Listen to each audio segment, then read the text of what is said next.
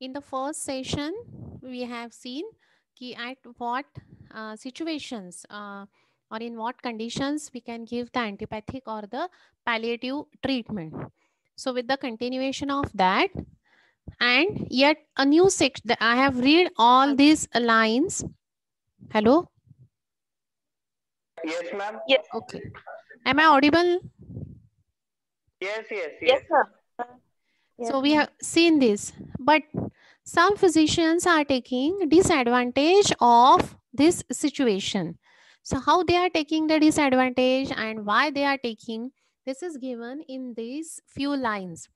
If it does not follow that the homeopathic medicine has been ill selected for the case of disease, eh, because some of the medicinal symptoms are only antipathic to some of the less important and minor symptom of the disease. Sometime what happen, you are not able to select the medicine, similar medicine, because or you can ये भी आपसे हो सकता है कि you have chosen the totally opposite medicine, or you have chosen the medicine on the basis of the minor symptoms. So this may happen in our case.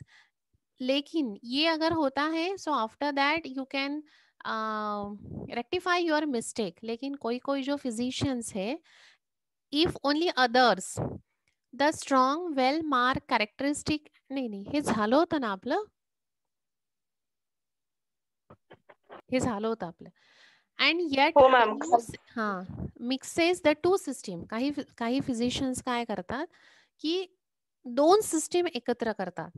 जसं आपण आता इथे बघितलं की if you are capable to give the medicine which is having the antipathic components किंवा आणि लेस important किंवा minor सिम्पटमवर जर तुम्ही देऊ शकत असाल, आणि इफ यू आर कॉन्फिडंट किंवा तुम्हाला वेल सिलेक्टेड कॅरेक्टरिस्टिक सिम्पटम्स मिळाले, तर you can give the homeopathic medicine and that situation also.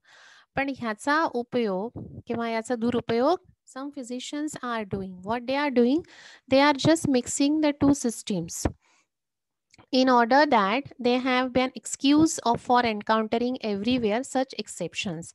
So त्याचा गैरफायदा घेतात या वर सांगितलेल्या सिच्युएशनचा. तर ते म्हणतात की this is a incurable case and here I am using the palliation to justify this. मग हे जे असं आहे हे करण्याकरता they are giving the why they are doing this, because they don't want to do any trouble किंवा त्यांना ते मेहनत करायची नसते to seek the suitable homeopathic remedy after the repertorisation. Totality बनवा, पहिल्यांदा तर केस घ्या पूर्ण, मग त्याची टोटॅलिटी बनवा, टोटॅलिटी नंतर रेपेटेरियल टोटॅलिटी बनवा and then find out the medicine. एवढे कष्ट त्यांना करायचे नसतात. That's why they are mixing the two pathies. So they are giving the allopathic treatment किंवा ते आपलीच मेडिसिन्स जे आहेत ते पॅलिएटिव्ह वेने देतात आणि कन्व्हिनियंटली उत्तर देतात की हनीमननीच सांगितलेलं आहे की in some cases you can use the antipathy and does conveniently appear as homeopathic physicians, and they conveniently call themselves as a homeopathic physician without being such, but their performances are on a par with a system they perceive they corrupting. So their performance हा Hahnemann म्हणतो की तुमचा जो काही performance आहे it should be stick to one system only. You should perceive the one system. This is the corruption. You are doing the corruption with the patient. You are corrupting with your self if you are mixing the two pathy and you are giving the explanation that की such exception केसेसमध्ये we can use the allopathy और we can use the palliative treatment. So we should not do this. To seek a sparing themself म्हणजे स्वतःला वाचवण्याकरता कशापासून तर trouble seeking suitable homeopathic remedy कारण homeopathic medicine करता characteristic and peculiar symptom घेऊन so it is a troublesome so to spare themself to do this troublesome work they are conveniently giving the two pathies together and hence Dr. Hahnemann said that this is a corruption with yourself and with the patient also. So in such situation only you have to give the antipathic mode of treatment. The situations पण त्यांनी इथे व्यवस्थित mention केलेले आहेत. Okay, have you understood this 67th aphorism? Yes, ma'am. Yes, ma'am. Deepak Deepak नाही आहे का आता? आहे ना मॅम. आहे ना. सांगा. कुठून सांगू? हेच आपली फुटनोटच 67th. त्यामध्ये सांगितलंय की म्हणजे ॲलोपॅथिक आणि होमिओपॅथी मध्ये आपलं कॉन्ट्रीब्युशन समजा जर कधी एक्झॅक्ट अर्जंट केस झाला असेल मोस्ट अर्जंट केस तर त्यामध्ये आपण ॲलोपॅथीचा यूज करू शकतो किंवा न करता येईल कारण आपल्या सर्वांचं एम एकच आहे की पेशंट नीट झालं पाहिजे. बरोबर आहे. हॅलो. हो हो बरोबर आहे. बोल बोल. पेशंट नीट झाला पाहिजे सर्वांचं एम आहे म्हणून मग काही अशा केसेस आहेत समजा ड्राउनिंग सफोकेशन फ्रीजिंग ऍस्फिक्सिया तर त्या केस मध्ये आपण ॲलोपॅथीचा यूज करू शकतो आणि अजून ऍक्सिडेंटल केस असेल तर त्यामध्ये असं सांगितलंय. बरोबर. आणि if you are capable to find out the characteristic and peculiar symptom at that time तर you can give our medicines also. Correct. त्या केसेस मध्ये जर तेवढं पण आपलं रेपेटरायझेशन असलं पाहिजे आपल्याला तेवढं नॉलेज असायला पाहिजे आणि आपण स्ट्रॉंग वेल मार्क कॅरेक्टरिस्टिक जर असेल तर आपण करू शकतो ते. कारण काय होतं त्या बरोबर कारण त्या केसमध्ये काय होतं की लेस परसेप्टेबल किंवा मायनर सिम्पटम्स जास्ती असतात पण त्याच्यातूनही तुम्हाला जर मिळालं तर you can give your medicine. आणि काही फिजिशियन्स काय करतात they are taking the advantage of the situation they are giving the two systems together and they are conveniently giving the explanation की हे तर दिलंच आहे ॲफोरिझम मध्ये but this is not the good way of practising. You have to एकच काहीतरी तुम्ही system follow करा. ठीक आहे. ओके कळलंय सगळ्यांना? Yes ma'am. Okay so can anybody give me the difference between the secondary counter action and secondary curative action? Ma'am मी सांगू? सांग ना. मॅम सेकंडरी काउंटर ऍक्शन मध्ये तिथे म्हणजे जो पहिलेचा जो डिसीज असतो तो प्रायमरी ऍक्शनने पॅलिएट झालेला असतो. सेकंडरी काउंटर ऍक्शन मध्ये तो अजून जास्त अग्रेवेशन दाखवतो जेव्हा आपण अपोजिट मेडिसिन यूज करतो. आणि सेकंडरी क्युरेटिव्ह ऍक्शन म्हणजे होमिओपॅथी मध्ये आपण जेव्हा एक्झॅक्ट सिमिलर मेडिसिन देतो तेव्हा तिथे क्युअर टेक प्लेस होतो. अजून कोणी ऍड करू शकतं याच्यात? सेकंडरी कारण ह्याच्यामध्ये पण डिफरन्स येतो बरेच वेळा जसं प्रायमरी आणि सेकंडरी ऍक्शन मध्ये येतो तसंच सेकंडरी काउंटर ऍक्शन आणि क्युरेटिव्ह ऍक्शन वर पण डिफरन्स येतो. Can anybody give some other points other than the points which I have given by Komal?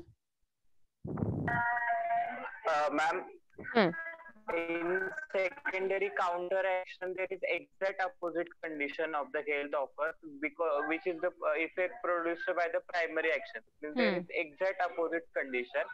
And in secondary curative action there is not a condition which is exactly opposite to the primary action. And in that case vital force try to effect its superior power available to change the state which is affected by the natural morphic agent. And any derangement not by the medicine in the place of that state it substitutes normal cells and which that we called as a secondary curative action. Yes, correct.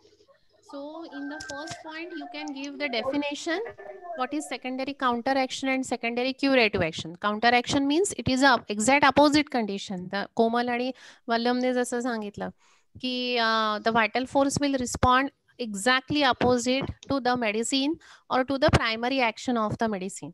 And in the curative action मध्ये it is not a exact opposite condition will develop by our medicine, but vital force will have some energy. आपण त्याला energy provide करतो आहे. We are helping that vital force to extend किंवा to remove, to annihilate that natural morbific disease, so that the cure will be there. This is the curative action. Second point आपण लिहू शकतो की this is happen in the secondary counteraction. Generally we find whenever we are giving the antagonistic medicine in the antipathy. And याच्यामध्ये आपण लिहू शकतो की we are giving the similar medicine in the homeopathy. Third difference. आणि आपण secondary counter action मध्ये आपण mostly बघितलं तिथे लार्जर डोस असतो. तेच मी आता सांगणार होती. लार्जर डोज आणि मिनिमम डोज. त्याच्यानंतर crude medicine, potentise medicine.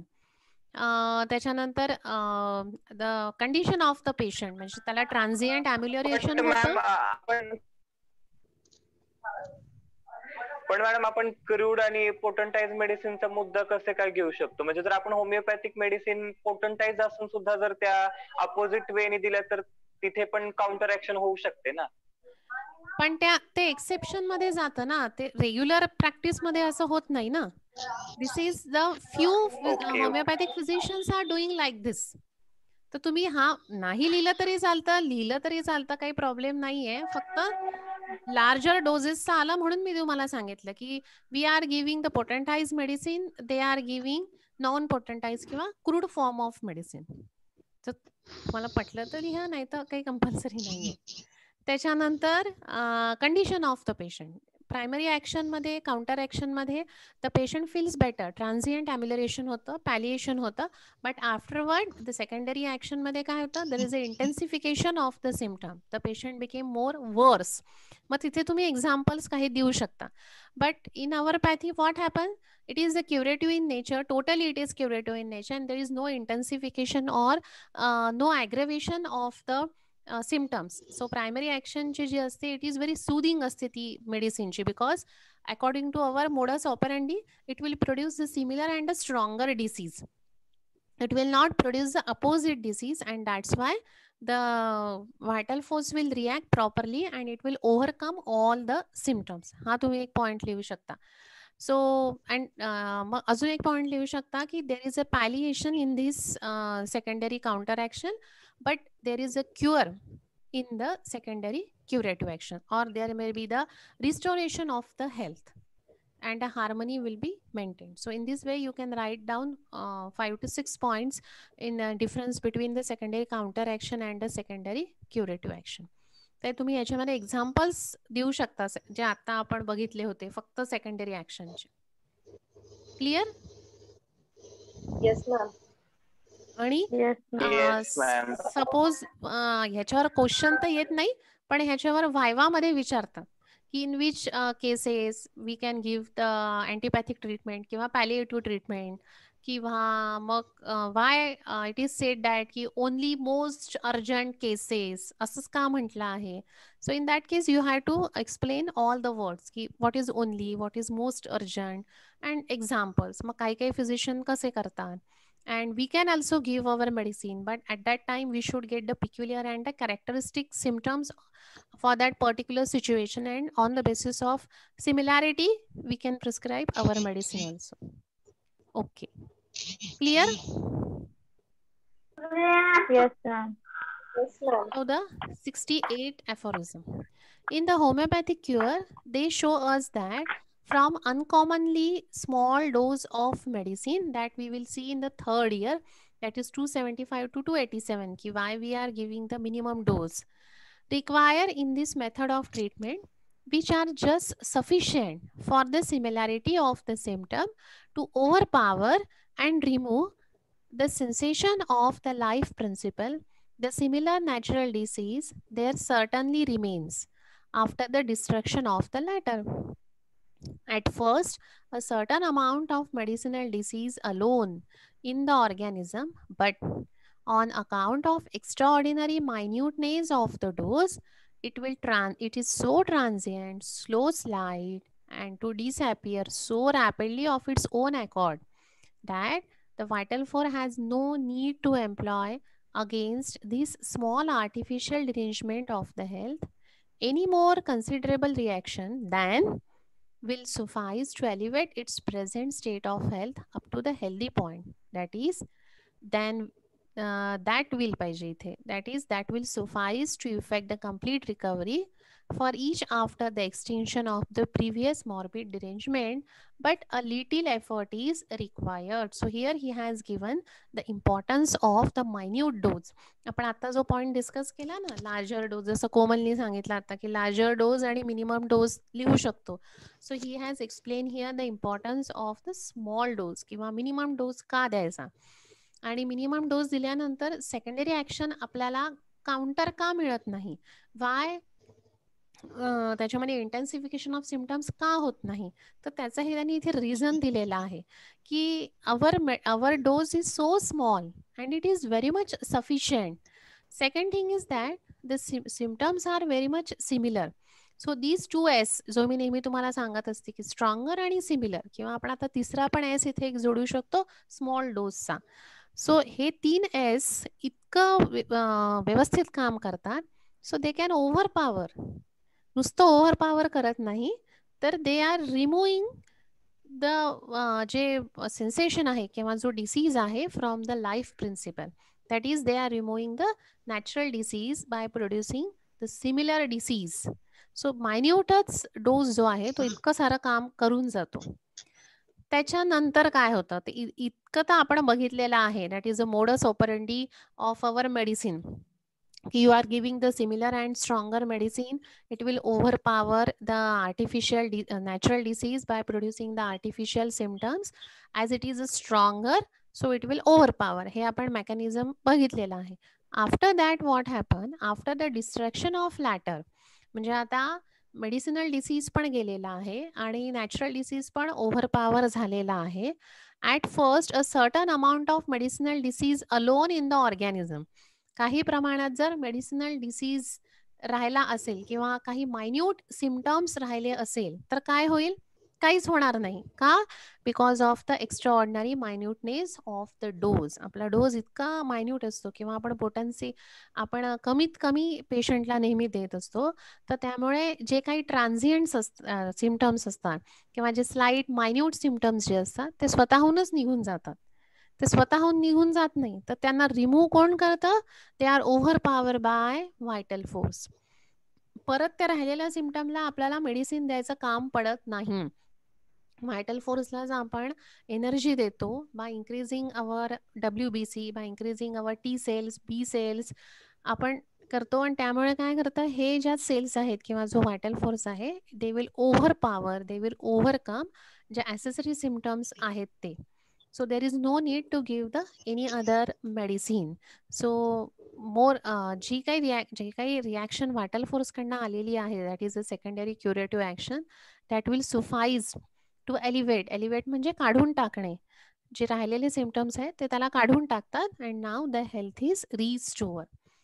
So this is very much leads to the complete recovery, for which after the extinction of the previous morbid derangement, म्हणजे जो नॅचरल डिसीज होता आधीचा तो एक्सटेंट होतो, तो निघून जातो आपल्या बॉडीतून. Very but little effort is required by the vital force.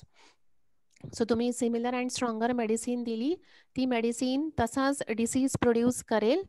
तो डिसीज तिथे प्रोड्यूस झाला, तो स्ट्रॉंगर असल्यामुळे तो नॅचरल डिसीजला ओव्हर पॉवर करेल.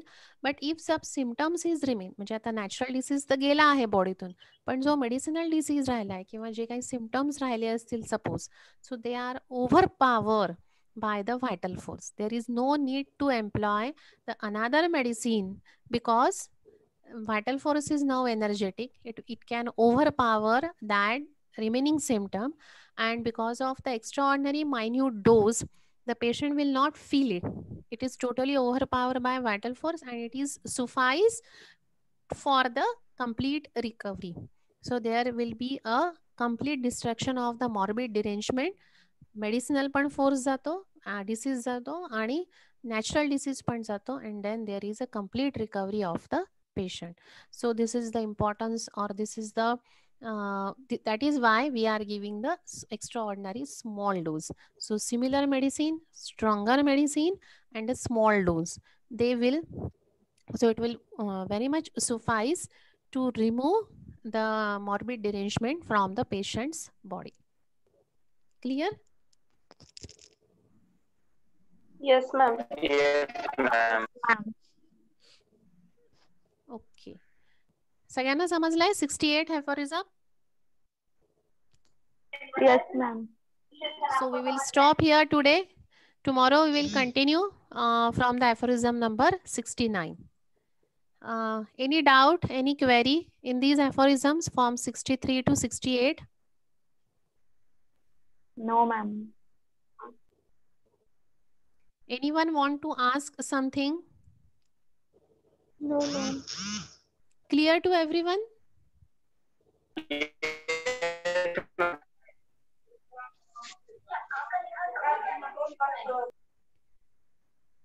Everyone? Because only Sushant?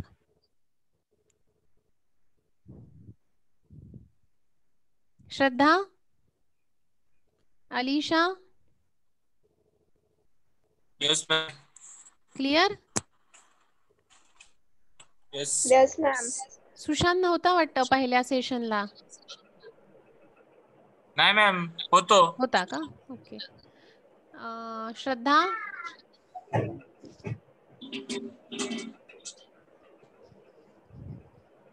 Snehal?